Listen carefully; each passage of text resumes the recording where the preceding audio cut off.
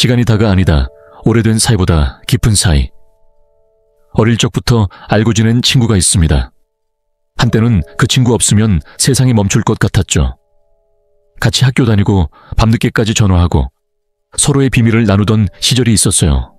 하지만 요즘은 그 친구를 만나고 오면 이상하게도 마음이 허전합니다.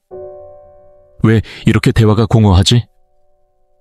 예전엔 이 친구랑 무슨 얘기든 다 했는데 그때 문득 이런 생각이 들었습니다.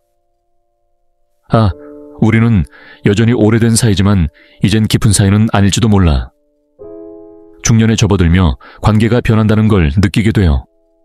시간이 쌓인다고 해서 마음이 가까운 게 아니더라고요. 장자는 진정한 관계는 마음이 닿는 데서 시작된다 했죠. 그는 시간이나 이름이 아니라 서로의 마음이 공명해야 관계가 살아있다고 봤어요. 어느 날 한가한 주말 오후에 그 친구와 통화했어요. 예전처럼 웃고 떠들었지만 끝나고 나니 공허함만 남았어요. 반면 최근 이웃과 나눈 짧은 대화는 묘하게 따뜻했어요. 중년에 접어들며 오래된 관계가 꼭 깊은 관계가 아니라는 걸 알았어요. 어느 날 저녁 아내가 무심코 던진 말에 괜히 짜증을 냈어요. 그땐 화가 났지만 나중에 보니 외로움이었죠. 이 영상은 그 깨달음에서 시작됐어요. 관계는 나이로 쌓는 게 아니라 마음으로 닿는 것이라는 생각, 오래된 사이보다 깊은 사이를 찾아가는 여정에 대해 이야기해보려 합니다. 당신도 오래된 친구가 점점 낯설어진 적 있지 않으신가요? 사람들은 흔히 이렇게 말합니다. 우린 몇 년을 알아온 사이인데 고등학교 때부터 친구야. 20년째 연락하는 사이야. 그런 말들 속에는 오래된 시간이 신뢰의 증명처럼 느껴집니다. 저도 그렇게 생각했어요. 오래 알았으니 당연히 가까운 사이라고요. 하지만 중년에 접어들며 그게 착각일 수 있다는 걸 알았어요. 시간이 쌓여도 마음이 멀어질 수 있더라고요. 예를 들어 초등학교 때부터 친구인 사람이 있었어요. 같이 놀고 서로 집에도 놀러가고 결혼식에도 초대했죠. 하지만 최근 만났을 때 대화가 끊기고 어색한 침묵만 흘렀어요. 이렇게 오래된 사이인데 왜 이래? 라는 생각이 들었지만 마음이 멀어진 걸 인정할 수밖에 없었어요. 반면 얼마 전 이웃과 나눈 짧은 대화는 이상하게도 따뜻했어요. 시간이 다가 아니구나 라는 생각이 들었죠. 에리 프롬은 사랑은 알고 지낸 시간이 아니라 지금 이 순간 얼마나 서로를 이해하는가에 달려있다 했어요.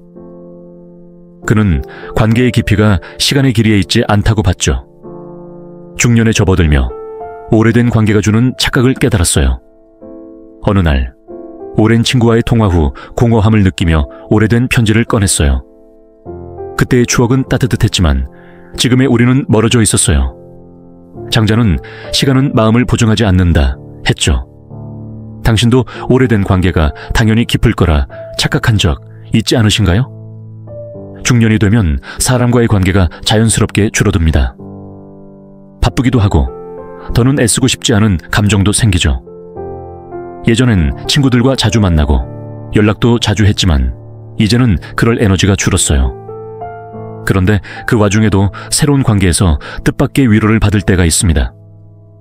얼마 전 공방에서 만난 분과 커피를 마시게 됐어요.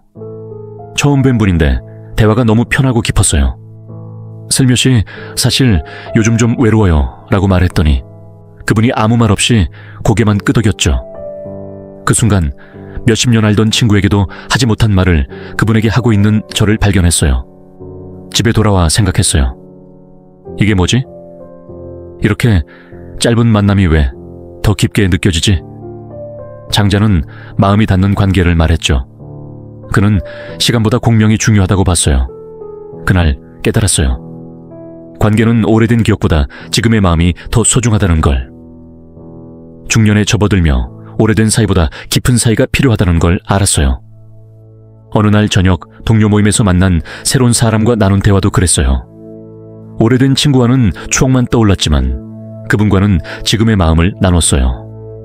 타라 브렉은 진짜 연결은 마음의 공명에서 온다 했죠.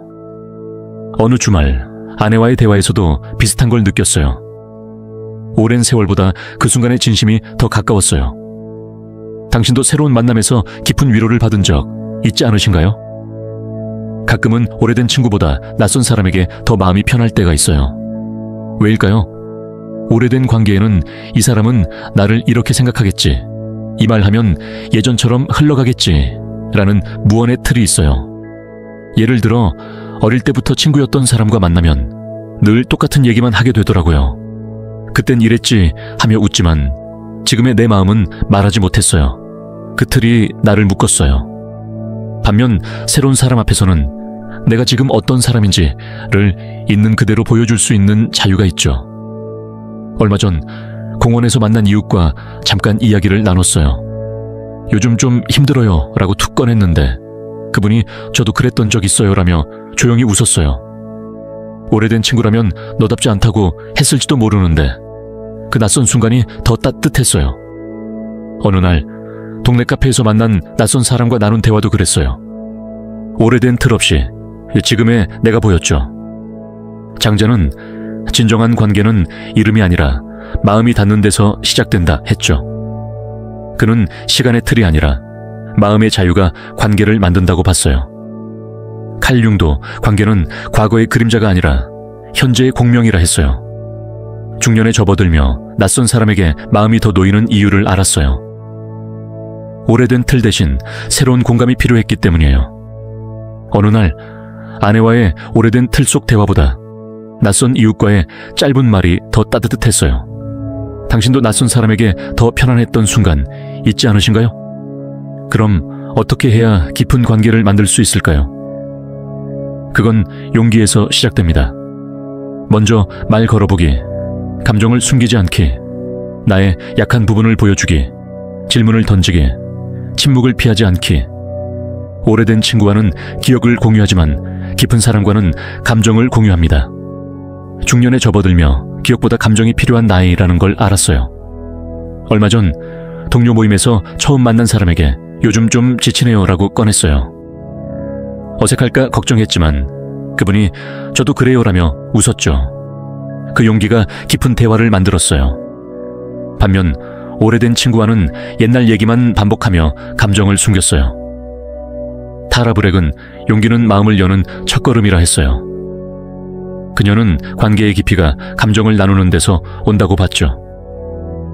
어느 날 이웃에게 커피 한잔 할까요? 라고 물었고 그 짧은 대화가 따뜻한 연결로 이어졌어요. 중년에 접어들며 용기가 관계를 바꾼다는 걸 배웠어요.